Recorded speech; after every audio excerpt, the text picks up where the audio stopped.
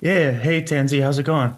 As it were. Ah, there we go. I'm horrible Got with computers. I'm trying to get it to work. There we go. Brilliant. that's all right. We got you. You Oh, good. you you haven't had to brush up at all for your studies?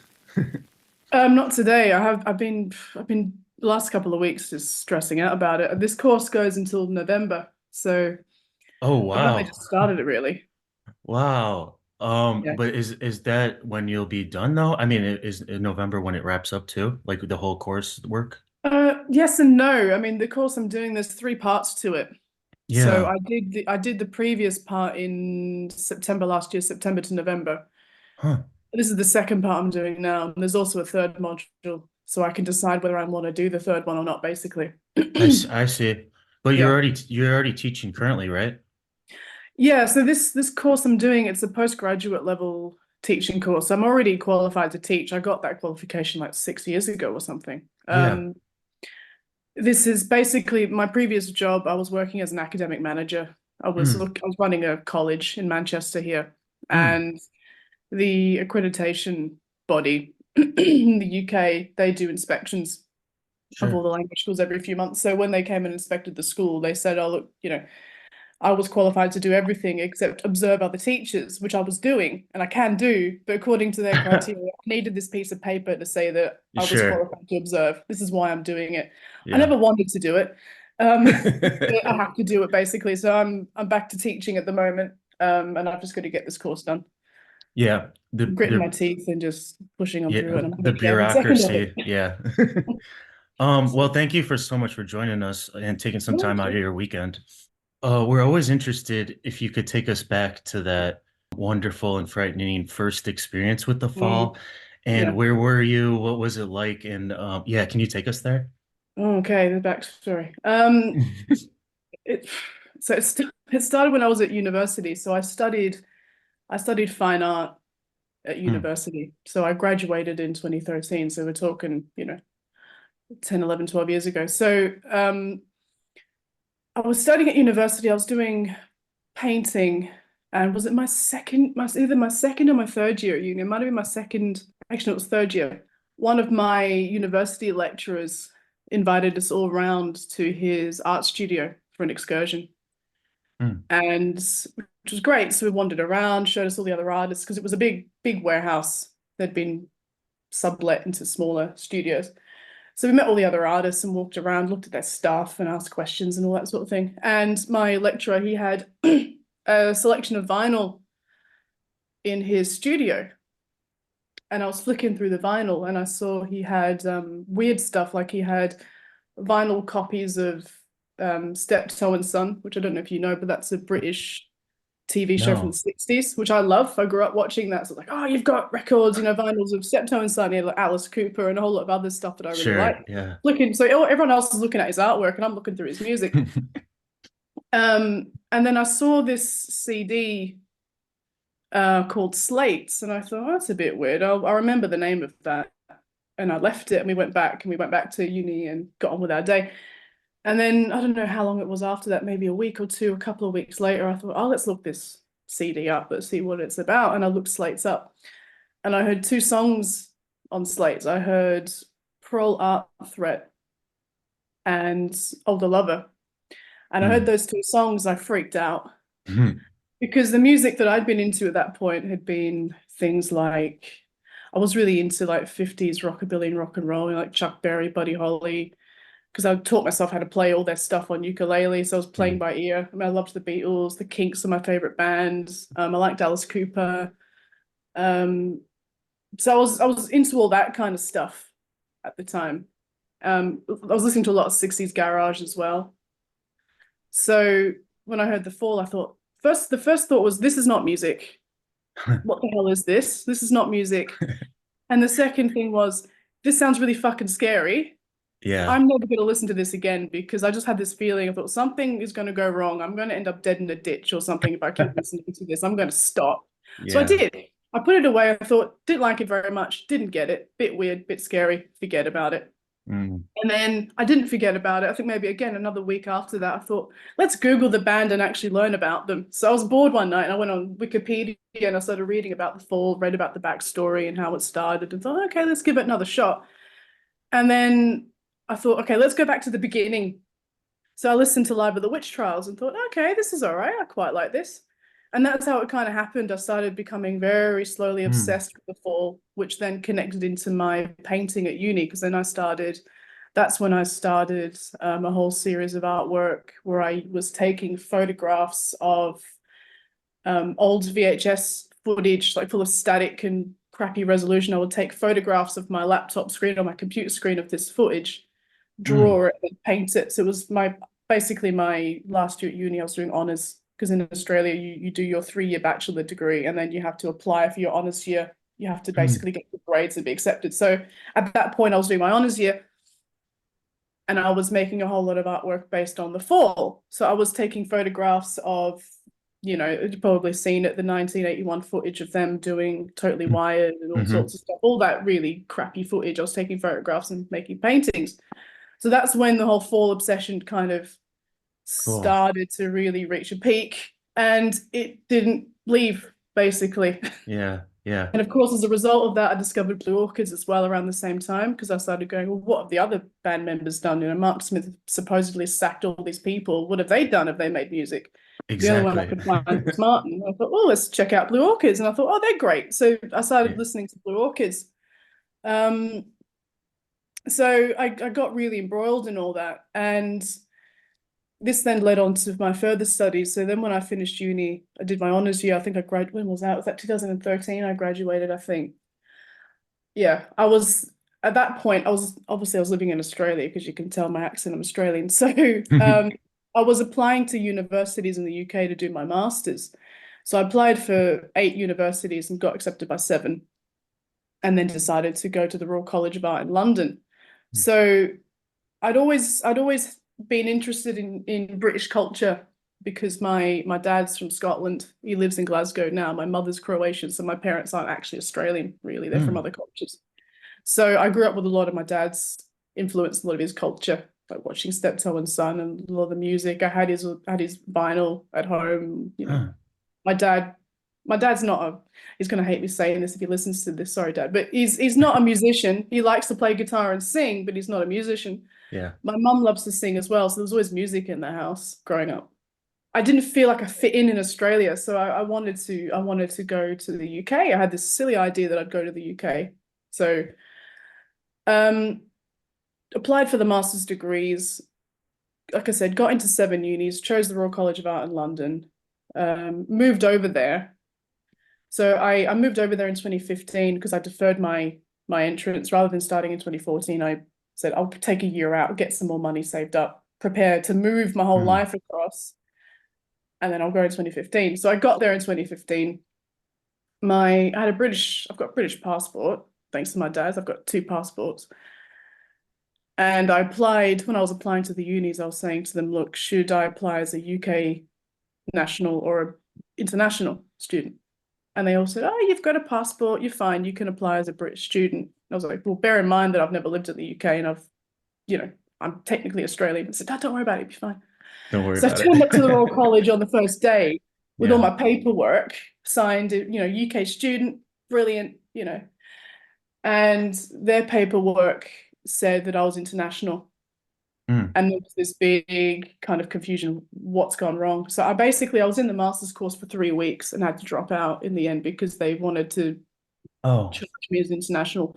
I had the money saved up for UK fees. I didn't have the money saved up for international fees, which are like three Mm, times higher. So I had to drop yeah. out. And so I stayed in the UK for, I can't remember how long was it, 6 months after that. I saw the fall when I was in London, when I was living there, which was Nice. great. The only time I saw the fall, which was brilliant. Mark Smith was about 20 minutes late on stage, which was fantastic. Yeah, It was really good. It was a really good gig. Pete Greenway was playing guitar, which I really loved. He was great totally. to play guitar. He was fantastic. Um, so at least I got to see the fall when I was in London, but everything basically crashed after that. I'm not going to go into too much detail because I'll be here all bloody day, but I was working 2 jobs, didn't have any money, Yeah. got sick, and so went back to Australia. So the fall was kind of an incentive as well for me to go to the UK because all the things I loved were UK Sure. based.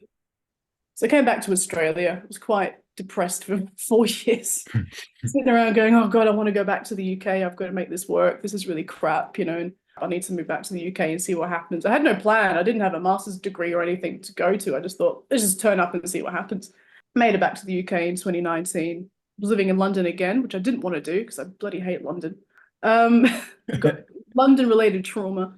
So just before the lockdown, I wanted to get more involved with my music because my Mm, painting was right. something that I'd always done. I've been exhibiting my artwork since 2011. I've done loads of exhibitions. I've managed an art gallery. I've been a curator. I've done all sorts of things off my own bat, basically. So I was like, my music was always kind of neglected.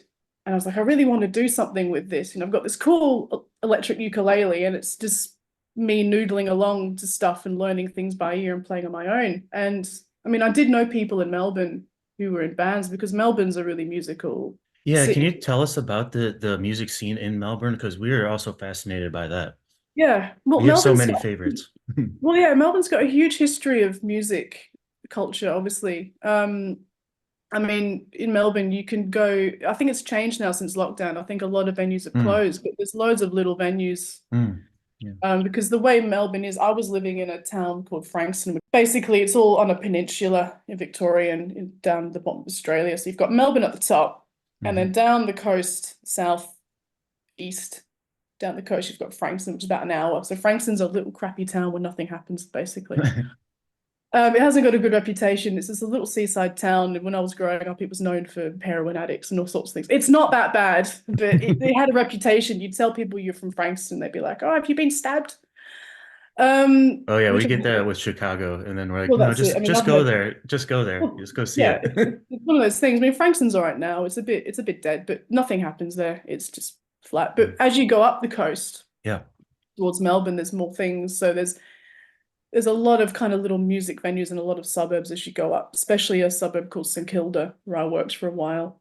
That's got a history of music around there. But then also Mm, in Melbourne in general, there's loads of little venues, loads of pubs that put on just, casual bands. So you can walk into a pub and just on a totally. Saturday afternoon, there'll be someone playing something or a little band or something. Yeah. Loads of those venues. So the scene that I was involved in Melbourne was I really loved Roland S. Howard, Oh who's yes. playing. So I got to know, well, I Yes. do know, I know Harry Howard, I know Roland's brother. Mm, So I became friends with Harry. I saw a lot of his gigs with his band, the Near Death Experience. I used to go to their gigs a lot, chat to them. I know Dave Graney. mm. Dave Graney's a great guy. Claire Moore, his partner, who's also the drummer in his band.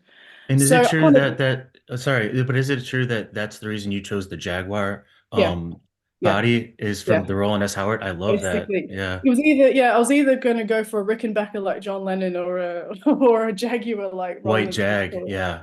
I thought, It's just stunning.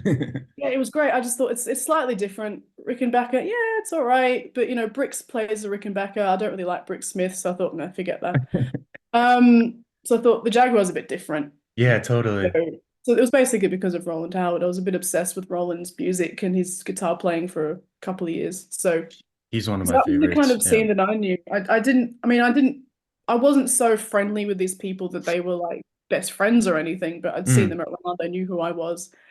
Um, but the thing was, I could never find people to play music with. Oh, yeah. I could never find people to jam with. I mean, I've got a really good friend called Holly Alexander. She's got her own band in Melbourne called Signal Chain. They're really cool.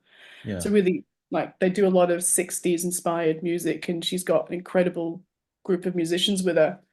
So she and I jammed a bit and we recorded a couple of really nice instrumental things, but we never became a band. So, Mm. and she's a great songwriter and a great lyricist as well. So she's fantastic. But she had that project going on. So I never managed to get into any music really in Melbourne. Most of the time I was just sat on my own at home with my ukulele making a really loud noise at home, waking everyone up. So when I got to London, jump forward back to Yeah, yeah, 2019, when I yeah, got to yeah. London, I was looking on Facebook and I saw that there was a Facebook page for like a musicians wanted advert basically. Since we haven't got paper publications anymore, it's all on Facebook. So I found there was these guys looking for a lead guitarist, and I just messaged them and said, "Look, I haven't got a guitar. I've got a ukulele. It's electric. can I come and rehearse, or Do you want to hear it? can I audition?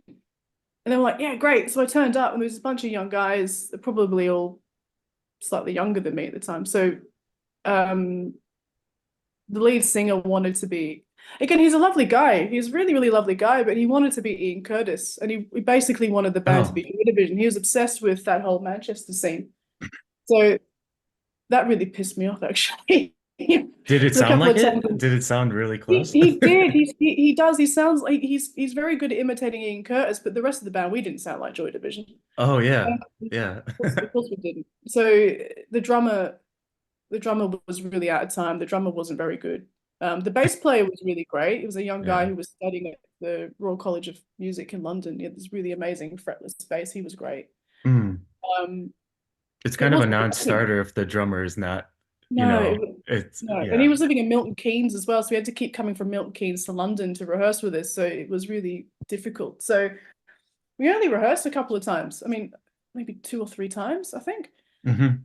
So from my first jam session with him, I recorded what we were doing. Normally I don't do that, but I thought, why not? Just so I can listen to it and see Mm. what I think afterwards. So I recorded it and was listening to it afterwards and thought, it's all right. I wonder what people would think. And so I thought to myself, I'll get some feedback. So I either thought to message Reckless Eric, who's a friend of mine as well, who I met in Melbourne when he was doing some gigs. It's 2018, I think.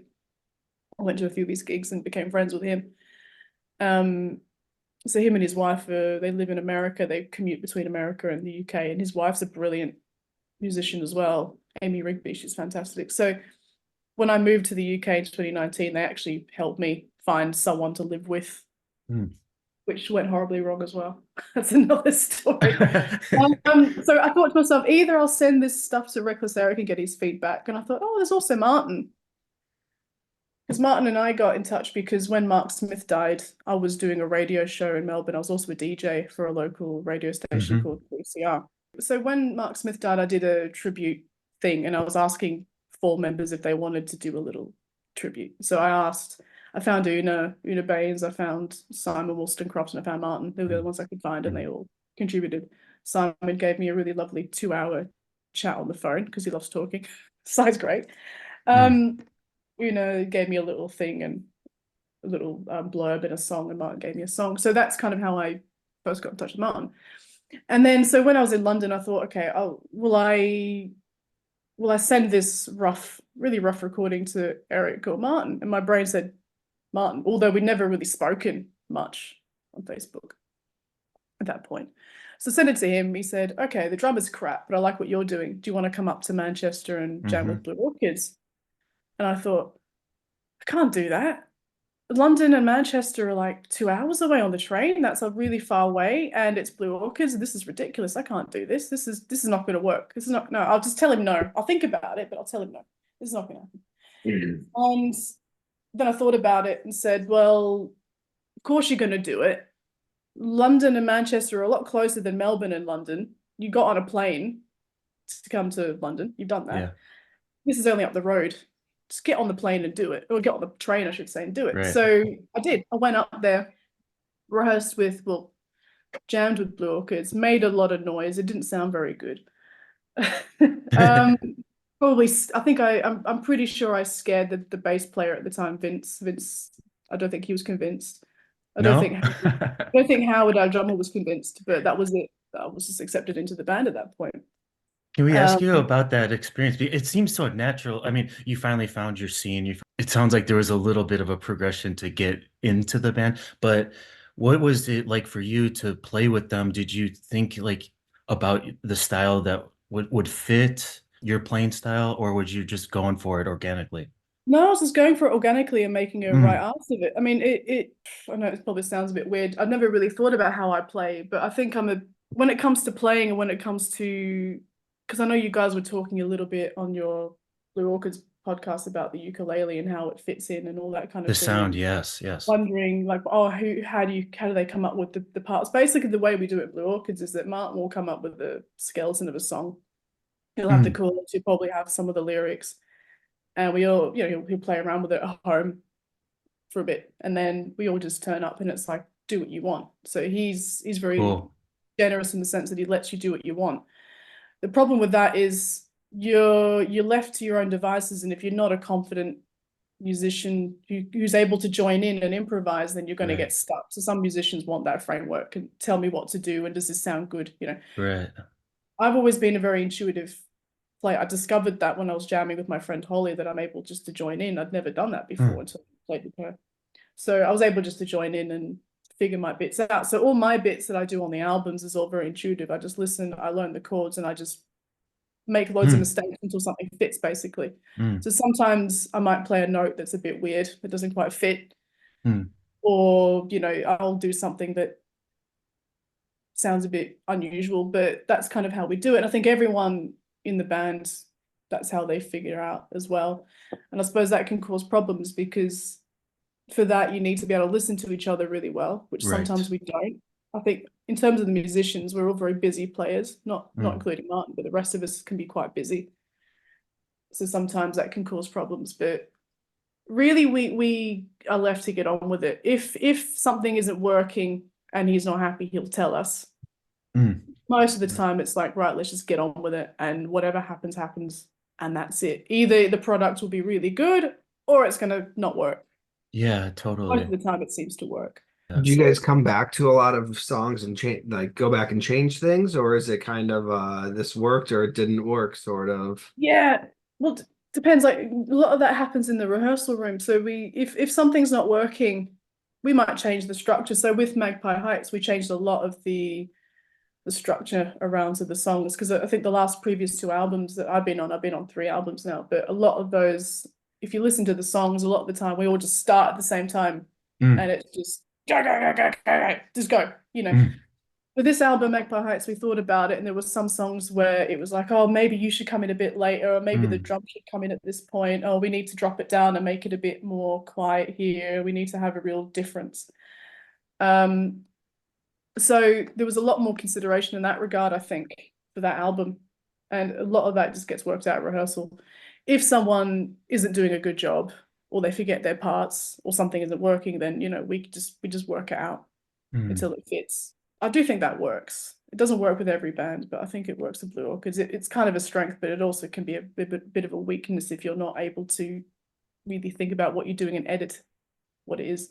Hmm. And we do a lot of editing when it comes to the final stages of making the album. We spend a good couple of days mixing it, mastering it, getting it all right, deleting bits that don't work. So a lot of my playing on Magpie Heights, some of the songs I come in and out, and a lot of that was to do with editing at the end. A lot of my bits got cut out, Hmm. Well, okay. moved.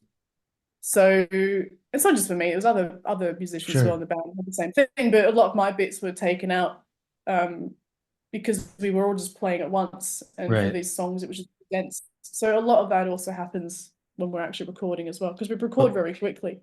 as a listener, though, it comes across. The busyness does not come across on the recorded album. I don't know if you guys switch it up live, but it must seem like you, as a visual artist, you have to be somewhat good and open to self-critique and Oh self-editing. yeah, no, you have to, Yeah, for so sure. I'm wondering if that's a process that you enjoy somewhat in is the final stages of the mixing, the editing, and then getting it to the final stage. Yeah. Well, no, in terms of editing, yeah, you do need to. That's one skill I did learn at uni. I was very lucky to have a couple of painting teachers who taught me that in terms of my artwork, Right. is to not be precious about it and just be really willing to look at things that don't work Mm. and either put them to the side or cut bits out. So it's the same approach with music. You've got to you've got to be proud of what you do, but you can't be so precious that you're like, oh, every single note I do must stay on the album or Mm. must stay on that song. You can't, because it's Right. not about you, it's about the whole song, it's about the whole group. Everyone needs their place. So that's really important. You can't be pig-headed in that regard. And I think that's Mm. the good thing about Blue Orchids. Everyone gets on really well. No one really has a massive ego. There's never really been any kind of issues in that regard. No one really rubs each other up the wrong way. If something sounds shit, someone will say that doesn't sound very good, but it's Mm. not taken personally. It's all part of the process. And in terms of what I like doing, well, when it comes to to the actual editing bits, unless I feel like I've really made a mistake, I probably won't really say much. Most of the time I kind of leave it to chance, or unless maybe there might be a certain solo take that I've done that I prefer over a different solo take, because probably Mark's explained it to you, but we play everything live. We usually get 3 days in the studio and you just play everything live, and you have multiple takes and you choose the best version. You kind of piece it all together at the end. So unless there's something I really like, if I've got a solo that I think is better than another one, or if I hear a really big mistake I've made, then I'll say, right, can you fix this? Most of the time I just kind of sit back and let everyone has their own preferences. And most of the time in the studio, everyone just listens to their own bit anyway. You don't Yes. take listen to the whole song. You just focus on Yeah, your bit. that's You go, right. oh, that was really cool. But you don't hear the whole song until much later. So it Yeah. does take a while. What do There's I always prefer? like, can you turn it up? Can you turn mine up more? I can't hear mine. I Well, can't hear. sometimes there's a bit of that. Sometimes there's a bit of that. But often the good thing about that is when it comes to the final stages, when we're editing, usually we'll all turn up once we've recorded it for the first big edit, and we get all excited and everyone's like, oh, that sounds great. Get rid of this, get rid of that. Everyone's doing their little. Right. Eventually you can see people get bored. Yeah. Yeah, sure. After a couple of days, someone goes, oh, I've got work, I can't take this other day off, or I'm busy, I'm not going to come in tomorrow. And usually it just comes down to just Martin on his own doing the final kind of like, right, okay, let's change the level on this. This sounds good, this doesn't sound good, you know.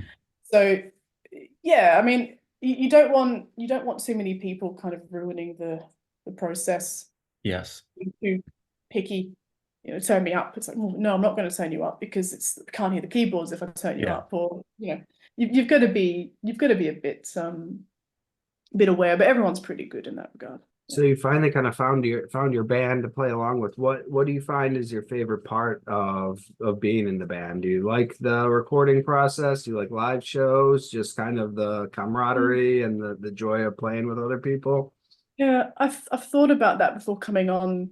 Well, for me, the band is it's a personal thing as well, because obviously, you know, I'm living here with Martin. We're in a relationship now, so that aspect is important. So we've got our private life and then we've got the band. They're two kind of separate beacons, I suppose.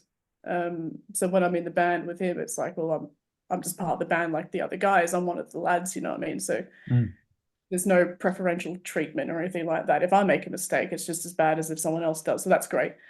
Although I think people were a bit confused about that at the beginning, but yeah. But in terms of what do I prefer, live or recording? I mean, I really like recording. I like being in the studio and that process again, because most of the time we rehearse and then we go into the studio. We don't tend to play live and then go into the studio, which is sometimes what The Fall would do. Right. So you spend quite a long time working on these songs, and then you go into the studio and this is it, it's all or nothing, which is quite exciting. And I like that aspect of it. And I like seeing how the songs evolve and how they change. The bits you take out, the bits you leave in, the different performances on the day, you know, all of that contributes to the final product. But at the same time, I really love playing live. I love being on tour. I like playing to an audience. You know, I do love performing. I've always liked that aspect of it. In terms of a favorite, they're very different as well, because they can also inform each other. So usually when we go on tour, it's because we've just released an album. So when you're on tour and you're playing those songs live, the songs also change again.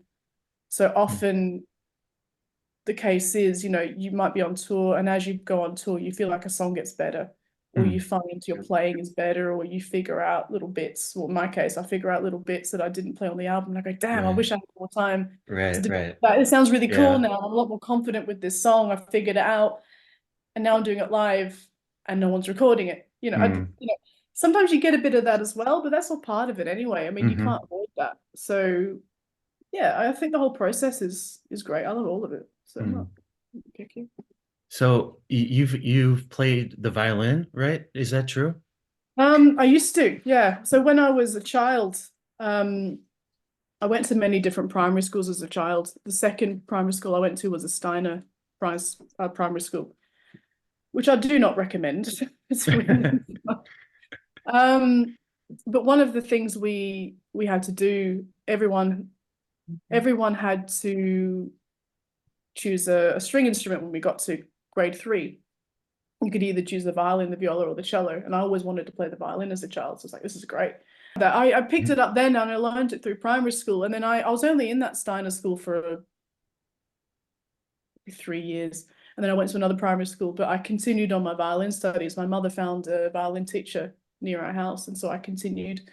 And that's when my education got a bit more formal with the violin. So I did all the grades. I learned all the scales and everything. I can't remember what grade I got up to, but I got up to a fairly, intermediate level.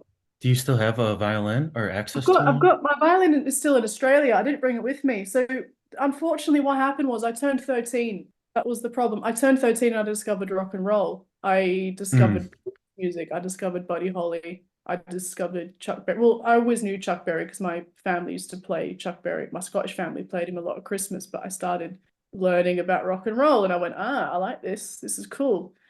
And so I started getting a bit bored of the violin. Plus, I was a teenager.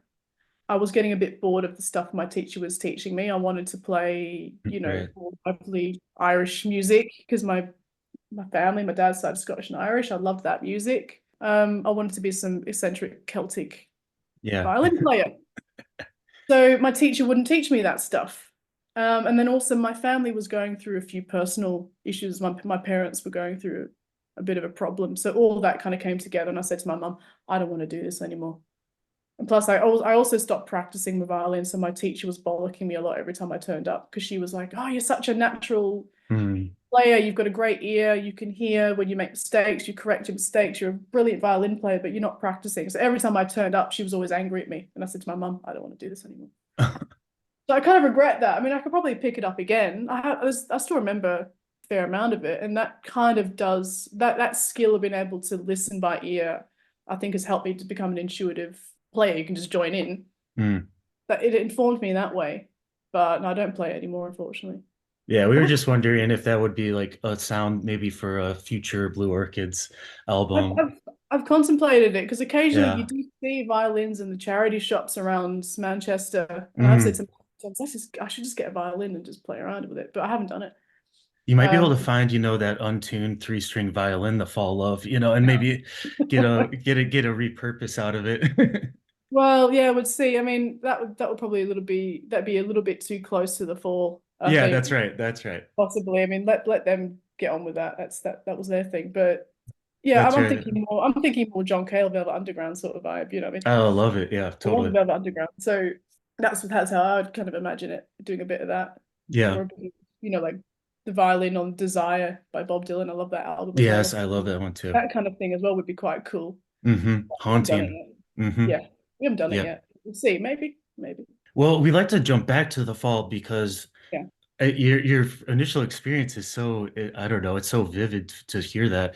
And it sounds like almost you were frightened by it and had to turn it off like almost it was a hard drug and you're just, it was apprehensive. You had to take some time. We're wondering if you have any favorite eras of The Fall that you really love, or even some maybe blind spots that we've talked to a lot of Fall heads that even have those little missing spots they haven't got to.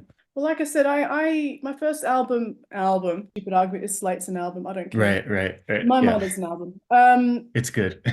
Yeah, it's good. So Slate's was my entry, basically. And like I said, I went back to Live at the Witch Trials and I went through chronologically. And I remember the first Fall CD I bought was Wonderful and Frightening World. That was the only one that they had in the shop in Melbourne. You can't really get Fall CDs or albums in Australia. Oh, really? It's really difficult. So I bought that one first, and then later on I bought Extricate. So so my initial foray into The Fall was chronological. I went back to the beginning and I really liked all that stuff, grotesque,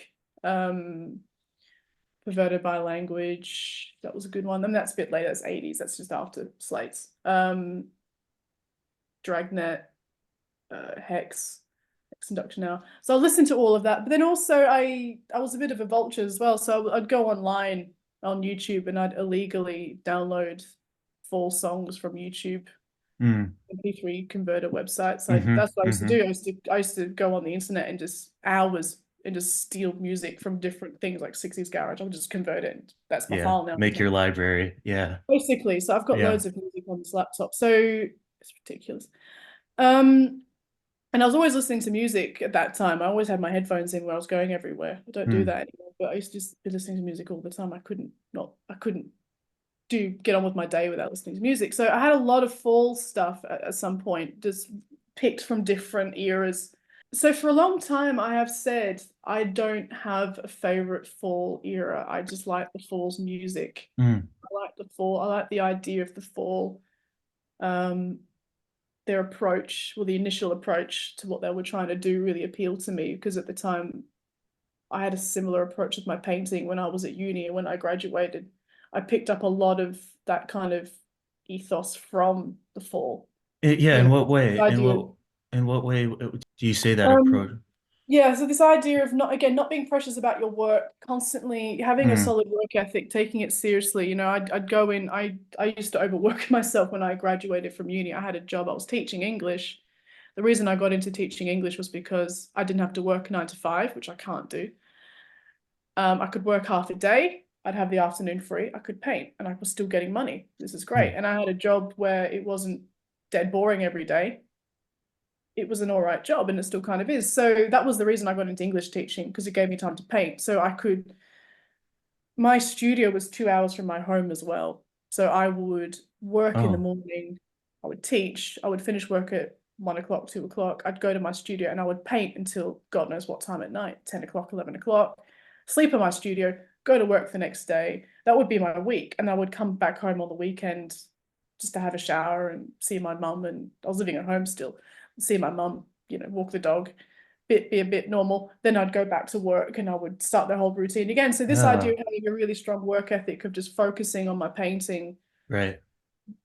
was kind of partly based on that whole, you know, the fall myth. Oh, we've got a work ethic, you know, the Mark Smith bullshit, you know, you've got to work, take it seriously, all that stuff that he used to spout on about. I took all that really seriously.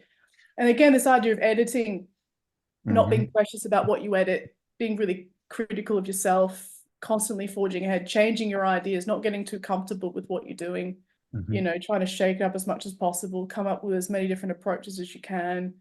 And also just having different influences, not just being, and this is something that I think a lot of musicians and artists might suffer from, is a lot of the time when people say, oh, I'm a musician or I'm a painter, you talk to them and you get to know them, and all they're interested in is painting or music. They don't have any interests outside of that. And I think that's quite dangerous.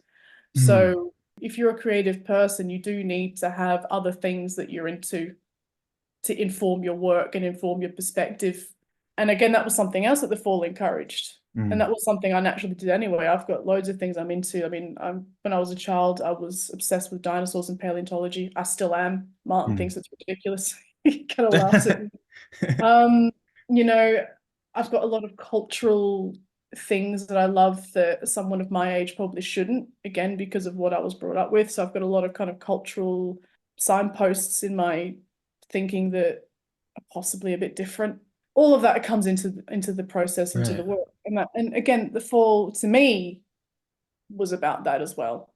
You know, you listen to Mark's lyrics and you listen to the different musicians that have come in. They all kind of bring in something different. There's little things you can pick out and you go, oh, what's that about? I'm going to read about that. You know, what does this mean? I'm going to Google this. You know, so for me, that's what the fall was about. It wasn't so much about the cult of Mark Smith, although I did find him a very interesting character for quite a while. Right. My interest in the fall wasn't because of Mark Smith necessarily. It was the whole picture. And that's the thing I find really annoying about fall fans. You look at the Mighty Fall page on Facebook. Hello, guys.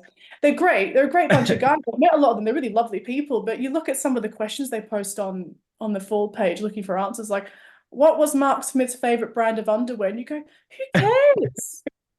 The one thing they never talk about on that website is, let's talk about the music. They talk about everything else under the sun. Or what was Marky Smith's shoe size? They don't talk about the music. I find it so bizarre. It's really funny. It's great It to look is. at the comment. Yeah. Occasionally I love throwing little snarky ones in there.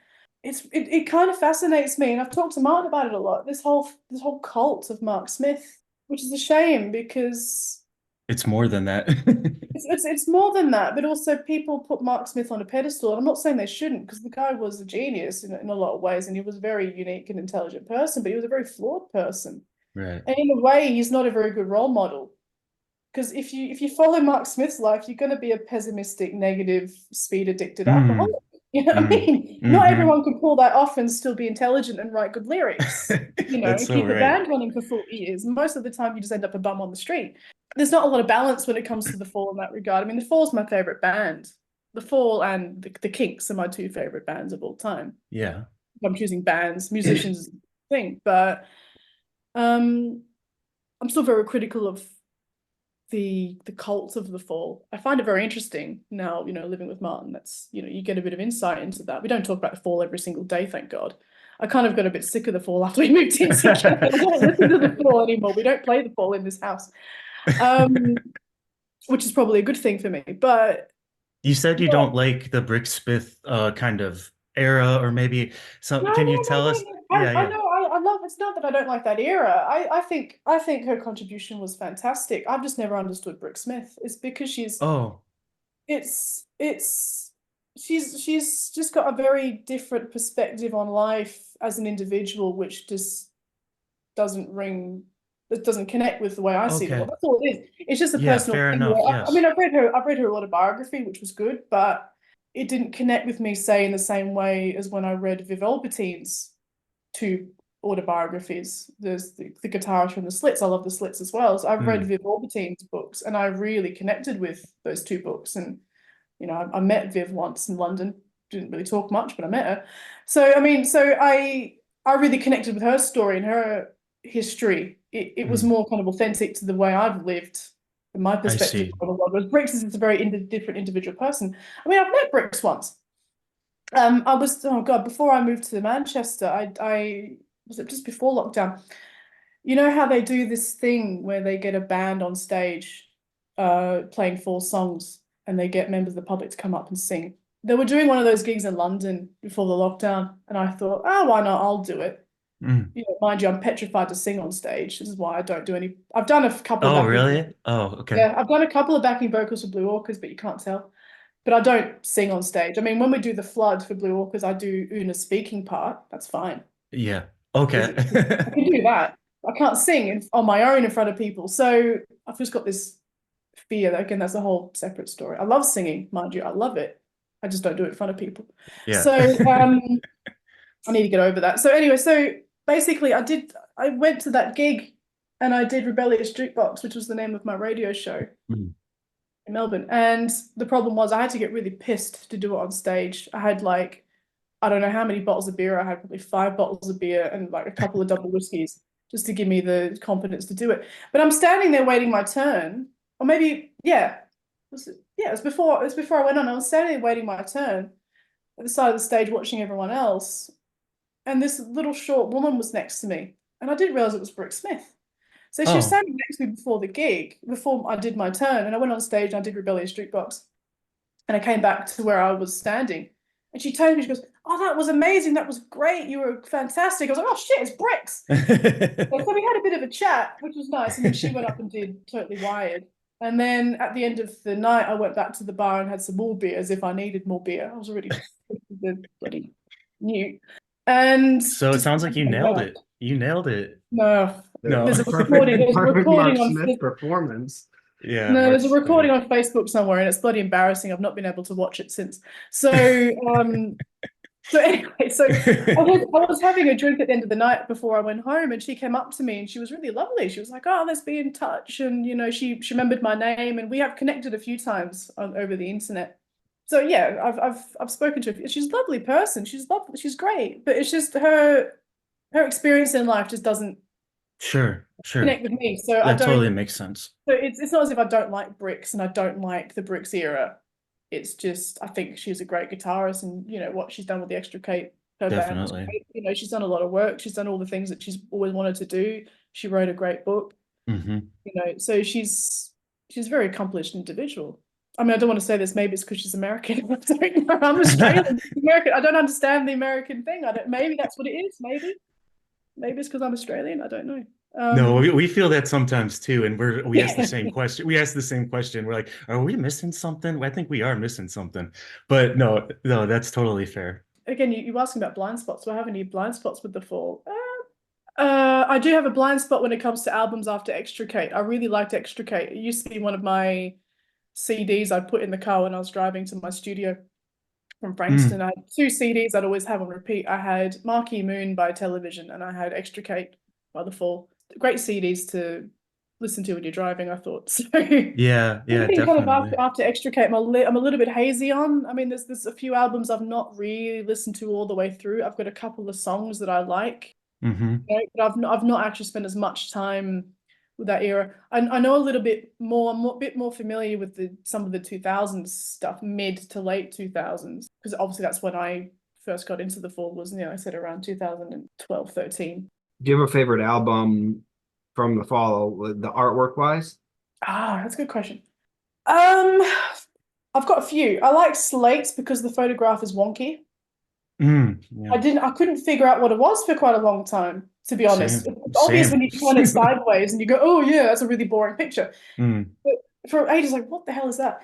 I like slates and I like the big yellow slab down the side with the text, like a billboard. That's kind of when I was doing the artwork for Speed the Day, you can see there's yellow squares on it. That was kind of the idea was, oh oh, yes. slate. Okay, So yes, it's a totally. fragmented homage to slates in my Huh. silly comparison. But I like I slates. like that. I like Live of the Witch Trials, of course. Mm. What's the guy's name who did the artwork? Mark's going to kill me because he talks about him all the time. John Godbert, who did the drawing. It's like John Worsley. no, I think it's John Godbert. I think he was a friend of Martin's and Jim Donnelly, who's a photographer, who's been a friend of Martin since they were Mm, teenagers. Jim's a really lovely guy. He comes to all the Blue Orchids gigs when they're near to him. He's coming tonight to the House of All gig in Manchester, so I'm looking forward to mm. seeing Jim. I mean, I've been to Jim's house in Amble on the coast, and he's got actual drawings by John in his house. They're really beautiful little drawings. So I Oh, love cool. that drawing. Martin told me, incidentally, the text for Live at the Witch Trials, he cut that out himself. That was Martin's Oh, handiwork. really? Martin's Oh, actually quite a good artist himself, actually. I've got actually sitting in front of me, I've got a Blue Orchids Agent Change poster that I bought for Martin, and he told me that he actually designed that himself. oh, excellent. Martin's actually Awesome. quite a good artist himself. I keep telling him, well, I've told him a few times you should draw more. He doesn't, Mm, but he's quite good. So Martin's got a good eye in that regard. So I like Live of the Witch Trials. I like Slates. I like Klaus Castanoid's painting mm, for what's it, Perverted by Language. That's cool. His artwork's quite cool. I like Grotesque as well. I like yeah. the artwork for Grotesque, and I think was it one of Mark's sisters that did that? Yeah, I believe so. And she also did Yeah. the cover for Remit as well. Yeah. She did And the Remit. singles too, some of the singles. She's done some of the singles. Also another artist who should be mentioned, I think, is Mark Kennedy, the mosaic artist in Manchester. He made a mosaic. He made a few mosaics for The Fall that they used on, was it Reformation? They had the Fall mosaic Oh, yes, Reformation. yes. He's a really fantastic mosaic artist. I've met him a few times. He's a lovely guy. He's actually got an art studio in the mill where we recorded Magpie Heights and Angus Temper's memoir, and where the two House of All albums were recorded. They're all Mm. recorded in the same mill with the same engineer, Thomas Williams. And he's got a studio in that building as well. Well, related to the artwork, we want to just talk a little bit about what is your process like creating visual artwork for the album covers for Blue Orchids? What does that process entail? Well, the way it's worked with those three albums, Speed the Day, Angus Tempest, and Magpie Heights, Martin tells me basically a rough idea of, this is what I'd like, this kind of thing. Or he might look at some work I've done and go, oh, can you do something that's kind of like this? So like with Speed the Day, obviously we did that during lockdown, and that's when Martin and I decided to to know each other fairly well Mm. online. Because he was living in mid Wales and I was living in London. So he was telling me like, this album, we're all in lockdown. We want the time to speed up so we can get to the studio and record. So we were all kind of anticipation. So he saw I was drawing pictures of horses, I think, and I think he said, or I posted an artwork. I think it might have been an artwork by Theodore Jericho. I might have posted that on Facebook, and he said, "Oh, I want something like that for the album." So I went, all right. So I just sat in my bedroom during lockdown and was just making watercolors and eventually came up with the design I had. And he goes, okay, I like that, we'll use that. Mhm. So he tends to give me ideas or input. With Angus Tempest, he was looking at a lot of, so Martin tends to look at a lot of artwork as well to get ideas to help him think about what he might want on the sleeve. So Sure. he was looking at a lot of wood cuts and lino cuts. He found a few kind of very dark kind of images, kind of spooky, bizarre interior images of, one of them was a young boy who looked like he'd been taking heroin. It was like a weird 19th century kind of scene, like an illustration you might find in an old book. And he found another one of a guy with some weird cat lady. It was a lino print, and he was looking at images of Sherlock Holmes as well. So he said, I kind of want something like that.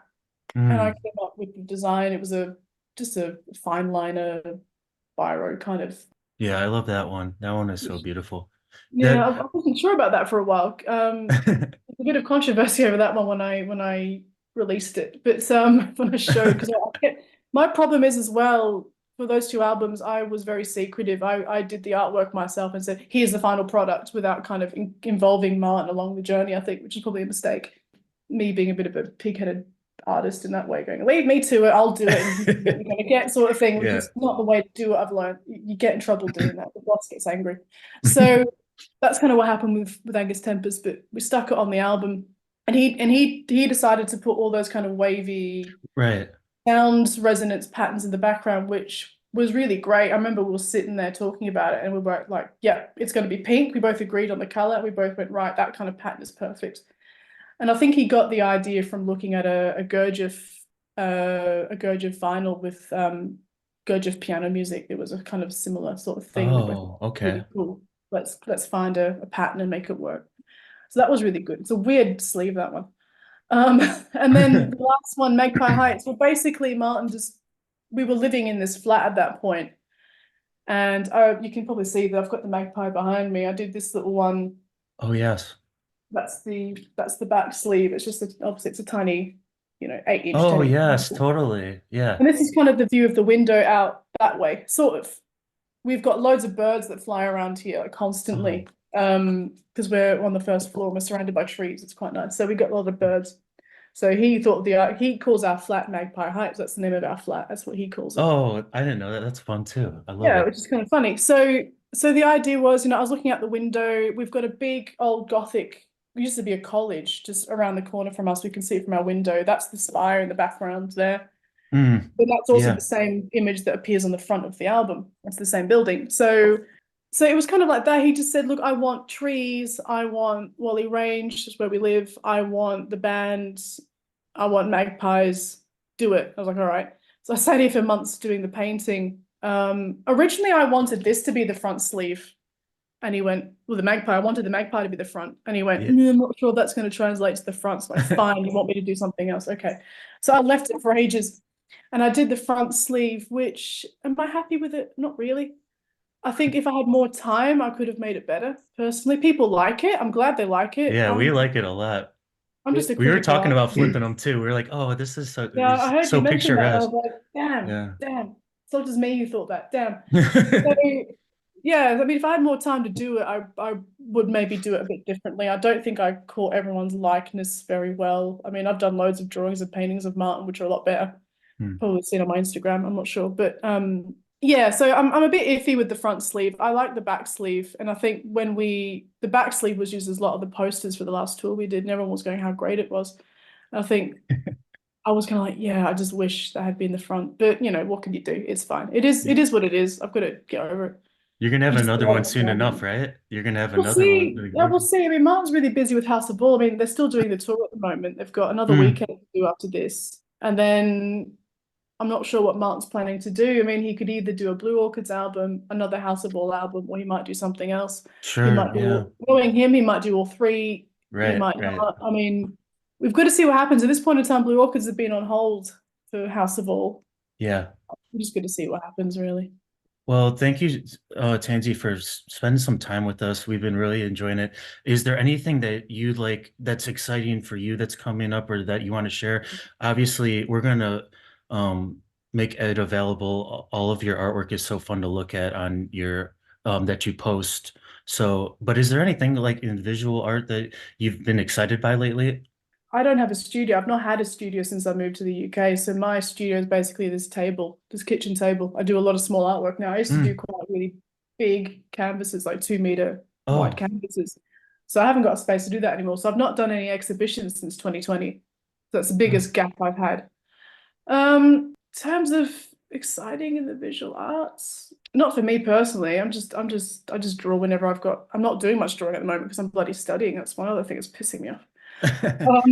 It's a bit annoying. But yeah, Is there a you'll see song? a new drawing soon enough, probably on Instagram. There'll be Okay, something. is there a fall song or Blue Orchid song that we can go out on that Ooh, you're feeling? got me on the spot there. What could I pick? There's so many I could pick. I won't do a full song because it's a full podcast. Let's go Blue Orchids. Yes. I was gonna do an all Blue Orchid song, but maybe not. Why not Deeper Than Sin? Deeper Than Sin from Speed the Day is quite good. Okay. Why do you like that one? It's just fun to play live. Okay. And our new bass player hates it because it's quite a speedy beat, but I like playing that one live. It's quite fun. Oh, excellent. I love it. Well, thank you so much again. It's been a Yeah, pleasure. absolutely. Is it your artwork is on the new single as well, I would imagine? Yeah, Martin chose that one as well. Yeah, that's a little painting. Overreactor, yeah. What do you mean? Do you mean, hang on, is it this one you mean? That one? Yes, that one. Yeah, Exactly. yeah. So that's another portrait of Martin actually. Oh, Um, is that? That's yeah, cool. yeah. So yeah, he chose that one for the what was it? It's the Nightingales track, isn't it? Something simple. I'm constantly watching what's happening with House of All and what's happening with Blue Orchids, so it's Yeah. just hard to remember what's going on. But yeah, Well, we've been enjoying it, so we look forward to whatever comes up next. And oh, good luck with your studies. thank you. All right. Cheers. Thank you. Okay, Cheers. see Thank you later. you. Thank you. Take It's take great. care.